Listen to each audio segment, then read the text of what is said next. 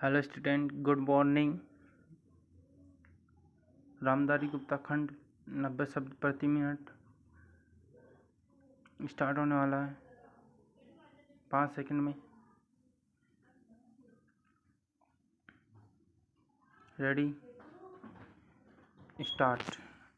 उपाध्यक्ष महोदय, तब उन लोगों को कुछ आशा हुई कि हम लोग भी उसी तरह चल सकते हैं जिस तरह से पहले चल रहे थे। लेकिन अभी हाल में जो चुनाव हुआ उससे देश के धनिकों के मन में बड़ा संदेह पैदा हुआ कि इस चुनाव के बाद उनकी स्थिति वैसी नहीं रहेगी जो अब तक चली आती रही है। गरीबों और अमीरों के बीच में अब तक जो बहुत बड़ा अंतर चला आ रहा था उसको अब तेजी से दूर करने का प्रयत्न किया जाएगा। श्रीमान, मैं आपका बहुत ही आभारी हूँ जो आपने सदन में चालू वर्ष के बजट पर अपने विचार प्रकट करने का अवसर दिया है। मैं इस बजट का समर्थन करना चाहता हूँ।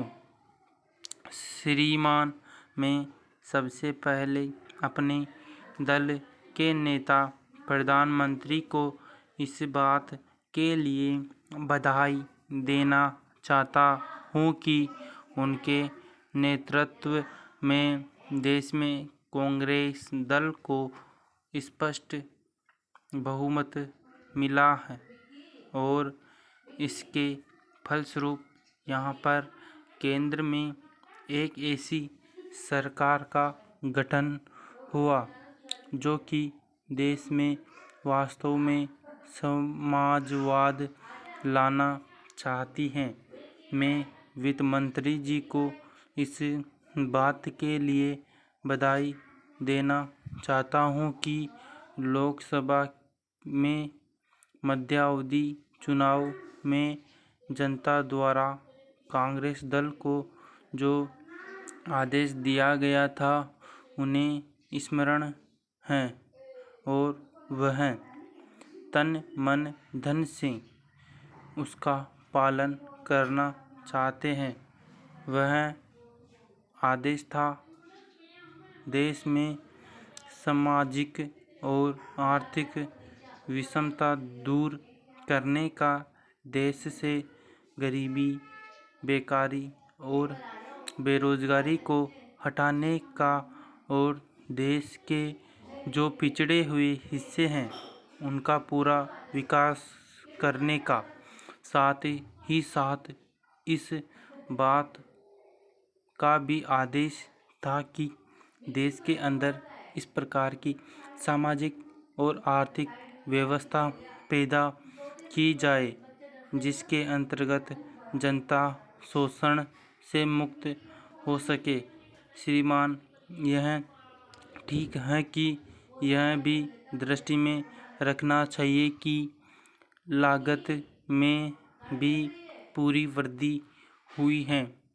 इसके लिए आवश्यक है कि सिंचाई के साधन बढ़ाए जाए और अधिक उन्नत बीजों का प्रयोग किया जाए। आज कृषकों को कृषि के यंत्र मिलने में बहुत कठिनाई हो रही है।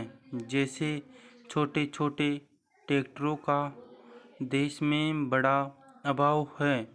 उनके बनाने के लिए शीघ्र नए कारखाने खोले जाए जिससे कृषकों को जल्द से जल्दी ट्रैक्टर मिल सके। देश तभी प्रगति करेगा, हमारा ऐसा विश्वास है। स्टॉप।